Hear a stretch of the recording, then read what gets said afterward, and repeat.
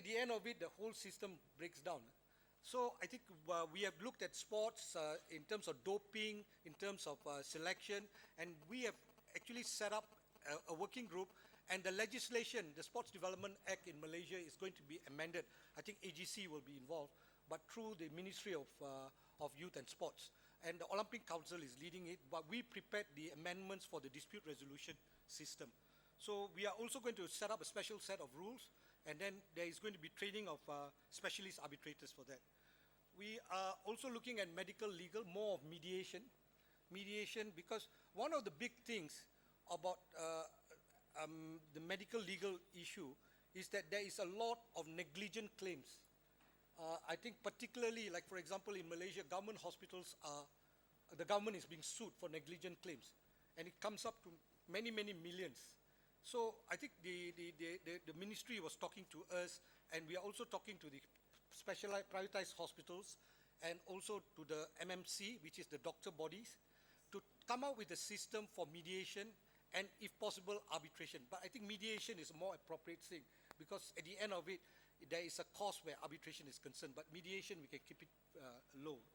So we are working out that system, and then we are also looking at maritime arbitration. We are setting up a body to put all the maritime specialists together and then do promotion. Now, Singapore has become a very, very big center for maritime arbitration, simply because they worked like that. They set up the body, then they actually trained the people, then after that they went out and looked for the work. They went to Blimco in Copenhagen, and they got the standard clause being put in, naming Singapore Center as one of the nominated centers. So immediately all the cases will go there, you see. So we have to actually also do the same kind of things. The big thing this year, I'm pleased to say, that because is that the Malaysian government kept its promise to ALCO and also to the center, and it came out with, we finished the refurbishment of the Sulaiman building. It is the biggest ADR center in the world. We have 19 hearing rooms, 25 breakout rooms, auditorium, library, 2 seminar rooms. We are going to do, one of the seminar rooms is going to be changed into a 50% hearing room for PCA hearings and ITSIC hearings. Towards the end, I've mentioned it to His Excellency Prof. Rahmat, that we will be extending an invitation for the official opening by the Prime Minister of Malaysia on the 4th of November to ALCO members to attend. And I think some members did mention they are quite interested in attending and looking at our facility. So it is an old building. It used to be the former Sharia courts.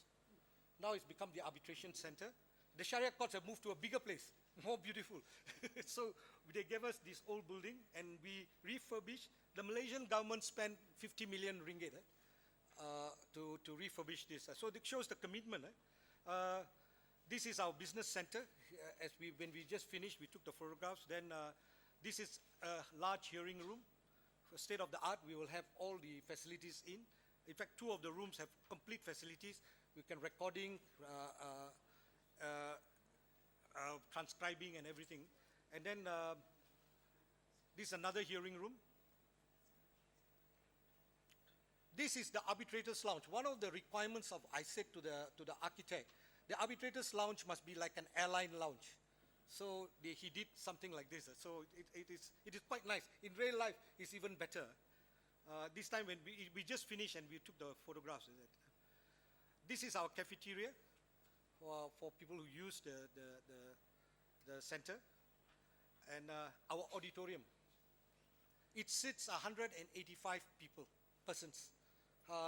Again, you know, we have, I mean, it is not over the top, but it is, because we organize a lot of seminars, a lot of conferences, all of it can be held there, and the price becomes, cost becomes lower for us. And then this is the center. We have the center on this side, and you have the annex building. We have a covered car park with the 2 seminar rooms on top. So I think that is the main thing. We did a conference this year in Kuching. Was very, very good, and we had a lot of activity. Our Chief Justice opened the conference, We had all my advisory board members, and we had a lot of discussion, and it was quite interesting to get for the center, because the center, when it promotes itself, it has also have to have the conference, and that helps to promote the center, and the center then interacts with the various people, and I think it works better. We had Doug Jones there, John Tuckerberry. Then we organized under our statutory adjudication a number of conferences, and we had 2 conferences. We get all the practitioners, and we get 1,000 persons coming. The reason we get 1,000 persons is that we give it free. When you give it free, you get 1,000 persons simply because you want that information to flow. So when you actually charge, the cost of actually collecting the money and all these things may be more than the return that you're going to get. So you might as well give it free, and you calculate, and we do it in such a way we get sponsors. So at the end of it, our cost is lower. All these companies at the back were all sponsoring. So at the end of it, we just spend a little bit. So we did 2 of it to explain the act, different parts of the act. Then we do a lot of training programs. We have our flagship now program that we are doing is statutory adjudication training, which is 5 days. In fact, now we are going to Kigali. When I went to Kigali, Rwanda, the center talked to me, and then we are exporting the course to Africa, because they are interested in having that, and we modify it. So, but I don't go. The trainers go, and we work together with them. We have trained. This is the 400 people we have trained, adjudicators. It's very intensive. There's exams at the end. You have to pass the exam.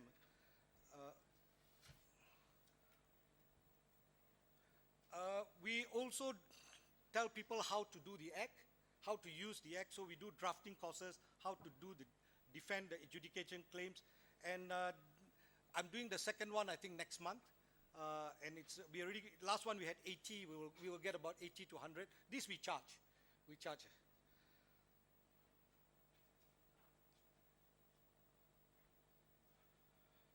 Amendments to the Legal Profession Act. One of the very important underpinnings is to arbitration, or especially you find that the thriving centers have all opened up their economies, particularly the legal sector. And I think we are very fortunate with the help of AGC. The Attorney General is my chairman, advisory board. And with the help of them and the Bar Council, you have to talk to both of them, we managed to actually get a complete exemption for arbitration. That means if somebody who is a lawyer wants to come to Malaysia and he wants to, or they want to actually do arbitration, there's no restriction. No restriction. You can fly in, you can fly out. The only restriction is that perhaps you can't open an office, full office, but you can come in and go out. There's no. But you see, for example, they were trying to liberalize the Islamic finance and certain sectors. They only gave 60 days. But for arbitration, I managed to get total freedom, exemption. And I think what has happened is that with this, we have now 39 Essex Street setting up in KLRCA. Like Maxwell Chambers, we have managed to get 39 Essex Street. In fact, on next Tuesday, we are having the function for welcoming them to the center. So with that, this is my report, Mr. President. Thank you very much.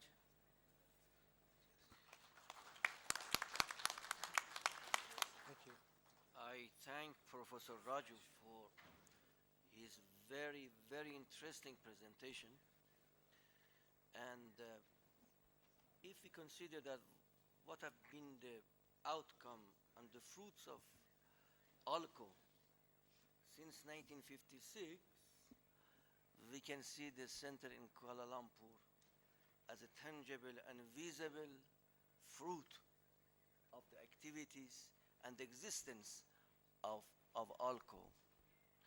And I'm sure that the other centers can take advantage of the experience and knowledge gathered in that center in Kuala Lumpur. I happened to be in Kuala Lumpur last week, and I didn't know that such a good center existed. I knew that, I mean, the arbitration center of Kuala Lumpur exists, but I didn't know that such a nice place, as explained by Professor Raju, existed and so much activities were going on.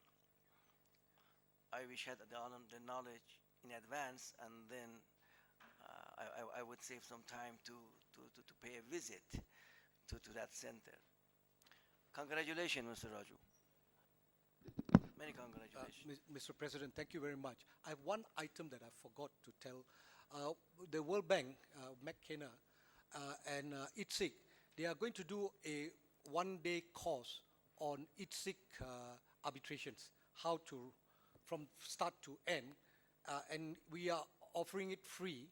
And I told Your Excellency, His Excellency, Prof. Rahmat, that we will offer it to actually ALCO countries, so that it, you can come in, because we have our auditorium, and you can come and have a look.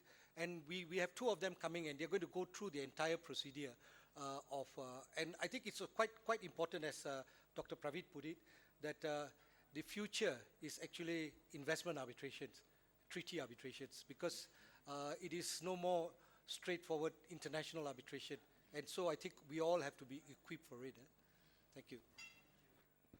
I think your statement and your presentation has been so impressive that at least some members would be tempted to use your experience. Thank you very much once again. Now I have,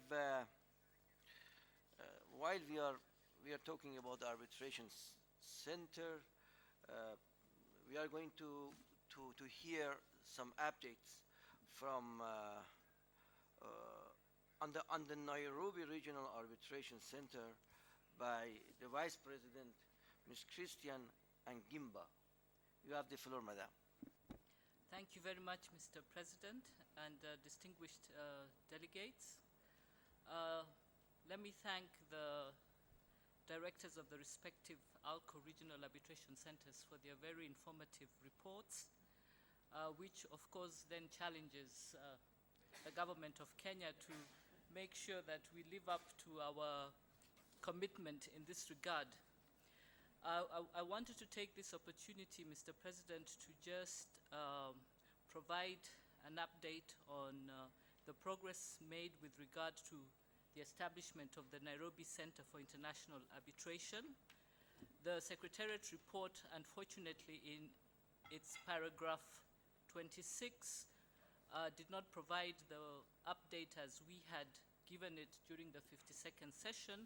So for the record, it's important to note that the government of Kenya did indeed enact a law in 2013 to establish the Nairobi Center for International Arbitration, and the center's objectives are very consistent with the ALCO objective of establishing regional arbitration centers which offer facilities for both domestic and international arbitrations.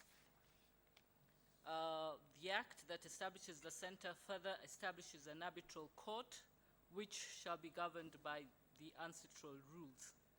Mr. President, distinguished delegates, a board of directors was appointed in June 2013 to administer the center, and the members of the board are eminent legal practitioners and arbitrators from the East African region, including Uganda, which is also an ALCO state, and Rwanda. The government of Kenya has provided budgetary allocations to facilitate the identification of suitable premises for the center and to undertake preliminary administrative measures to make the center functional. In addition, an interim director has been appointed, and the interim director, together with the board, are in the process of developing an appropriate organizational structure for the center and recruitment of staff, as well as undertaking capacity building initiatives. The Nairobi Center for International Arbitration recognizes the importance of exchanging ideas and harnessing the experience of regional arbitration centers that already exist under the auspices of ALCO, And in this regard, we have been in communication with the Kuala Lumpur Regional Arbitration Center in order to benefit from exchanges and capacity building opportunities. And I'm surprised that Professor Raju did not mention this in his report. They did not come? Yeah, they did come, yes. Yes, thank you very much. So as you can see, we already know that we can benefit from best practice that has been developed by the Kuala Lumpur Regional Center for Arbitration. Mr. President, my delegation therefore requests distinguished delegates to note what is small but I believe considerable progress that's been made by Kenya in this regard. The Attorney General informed me to assure delegates, to assure ALCO member states of our commitment to realize our undertaking to establish the Nairobi Center for International Arbitration as a regional center to serve the East African region. We also welcome and support the proposed resolutions on this agenda item. In particular, would wish to request member states to promote and support the use of regional arbitration centers by urging their governments and their business community to use the regional arbitration centers for the settlement of their disputes.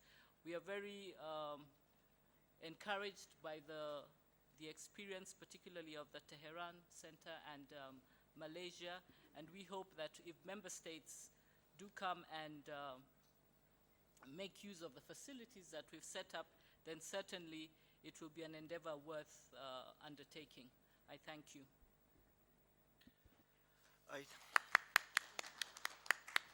I thank Ms. Christian Agimba for her report on the update of the Nairobi Arbitration Center. We wish Nairobi Arbitration Center more success in promoting its activity. Ladies and gentlemen, we have come to the conclusion of the item arbitration centers.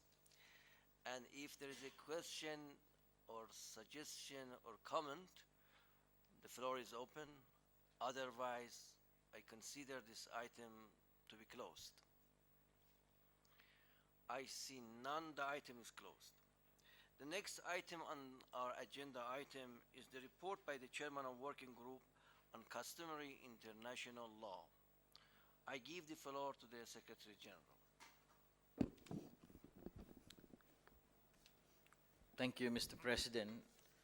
As I have already mentioned earlier, that since there is a need to make amendment to the appointment of the working group, as I mentioned earlier, that the name has been changed from working group on customary international law to informal expert group on customary international law. I also mentioned that I seek the indulgence of this, the member state of ALCO to endorse the appointment of the chairperson and the rapporteur. The report will be submitted to the Secretariat in due course, in which it will be transmitted to all the member state of ALCO for consensus before it is made use and submitted to the special rapporteur of ILC, Sir Michael Wood. So at the moment, they have, as I said, a very limited timeline. They will have 2 more meetings after the initial meeting here in Tehran, and the initial report will be submitted, as I said, to all the member states for the approval before it is being submitted. Thank you, Mr. President. I thank the Secretary General for his comments. Any suggestion, any view? I see none. This agenda item is also considered to be closed. And now we move on to the next agenda item in accordance with the schedule in front of me, and that is the adoption of message of thanks to the President of the Islamic Republic of Iran. You have the floor, Secretary General. Excellency, Mr. President, Excellencies, distinguished delegates, ladies and gentlemen. On behalf of all the delegation of the member state and observers attending the 53rd annual session of the Asian African Legal Consultative Organization, I would like to extend the following message as a token of our heartfelt gratitude and respect to the government and people of the Islamic Republic of Iran. We, the participants in the 53rd annual session of the Asian African Legal Consultative Organization, would like to seize this opportunity to convey our profound gratitude and respect to Your Excellency, and through you to your esteemed government and the people of the Republic of Iran for graciously helping and assisting to host the 53rd session of ALCO in the historical city of Tehran. Excellency, I thank the government of Iran on behalf of ALCO and on my own behalf for supporting in hosting this session. Islamic Republic of Iran has always espoused the cause of the developing countries and hence taken a keen interest in the affairs of ALCO over the years. In that pursuit, it has always taken an active part in deliberation during the annual sessions and has undertaken to strengthen the agenda and the role of the organization among the Committee of Nations. Your Excellency would be pleased to know that a spirit of constructive dialogue and cooperation among attending delegations marked this session, thus enabling us to make crucial decisions on the organizational as well as substantive matters. Among the many factors which paved the way for the success of the session, one of the prime one was the excellent cooperation from Government of Iran, which contributed significantly towards the excellent achievement of our deliberations. In this beautiful city of Tehran, famous for its picturesque juxtaposition of history and modernity, we, the delegates of the 53rd annual session of ALCO, would like to place on record our sincere gratitude for the full cooperation that the government of Iran has extended to ALCO and its member state for hosting the annual session with warmth, graciousness, and ability. Please accept, Your Excellency, the assurances of our highest respect and consideration, and may the Almighty bless the endeavors of your great country. I thank you.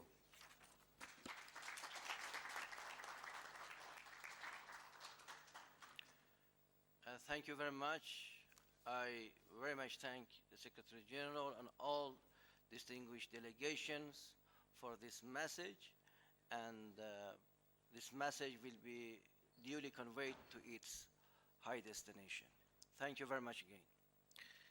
The next agenda item is the venue of ALCO's 54th annual session. China would like to take the floor. China has the floor. Thank you, Mr. President.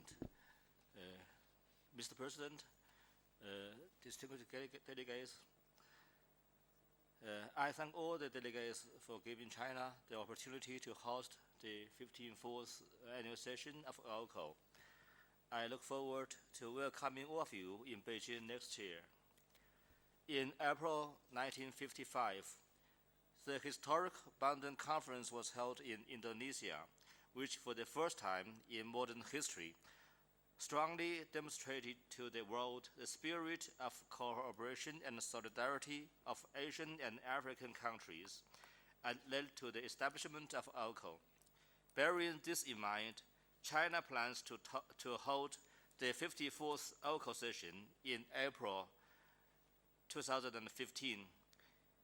In order to commemorate the 60th anniversary of the Bandung Conference, we're also considering the possibility of organizing certain events devoted to the anniversary of Bandung Conference, which will provide ALCO member states an opportunity to reflect on the historic moment of the conference, the memorable origin of ALCO, and the outstanding achievements it had made and to think about our mission in the future. During the discussions in the past several days, it has been widely agreed among all the delegations that Asian and African countries need to make the most out of OCO to thoroughly exchange views and gradually build consensus on important issues of international law in order to better promote and safeguard the common interests of Asian and African countries, and to make more meaningful contributions to the international rule of law. The upcoming Beijing session will provide another opportunity to achieve this goal. China will closely coordinate with the Secretariat to ensure the Beijing session a success. To this end, China also looks forward to valuable suggestions and advices from all members of OCO. Last but foremost, I would like to take this opportunity to express our deep appreciation and sincere thanks to the host of this session, the Islamic Republic of Iran. Thanks for the heartfelt hospitality, the perfect organization, and the hard work of so many people that makes this session a great success. This session has set a high bar for our job next year. We truly enjoy our stay here in your beautiful country and will live with the best endurable memory. Thank you, and see you all in Beijing. Thank you very much.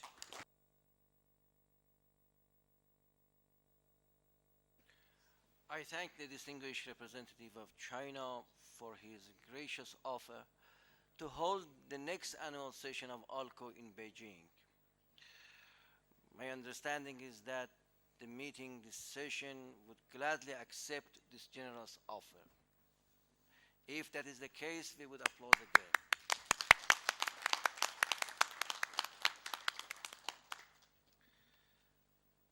The next agenda item is the adoption of the resolutions and summary report of this session.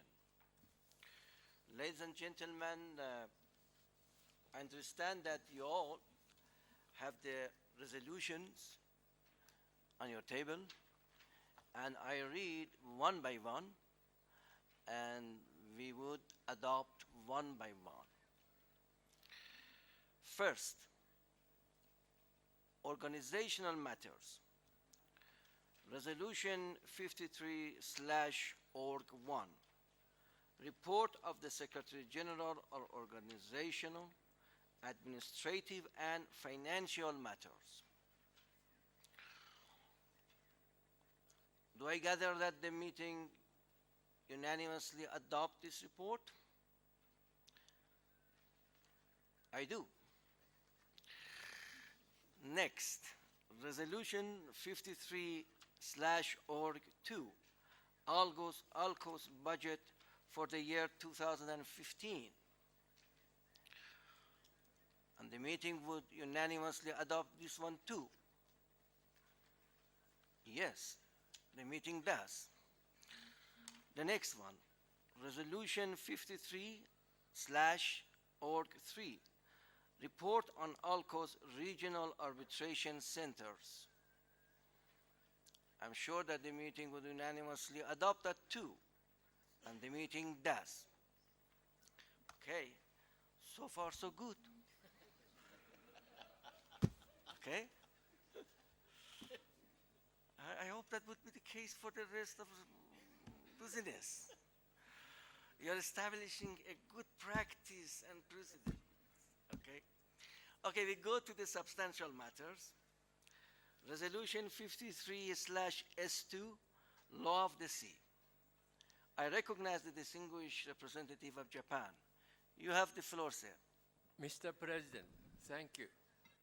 Prior to moving adoption of this resolution, my delegation wishes to make a statement. As I stated yesterday on the topic of the law of the sea, Japan takes note of the increasing activities of ITROS and highly evaluates role of ITROS as a dispute Settlement Organization. From that point of view, Japan was of the view that it is only natural that the ALCO members would unanimously agree with the original operative paragraph 4 of the draft resolution prepared by the Secretariat, which encourages the member states to use that function. It seems, however, difficult to reach consensus on this specific point among the members.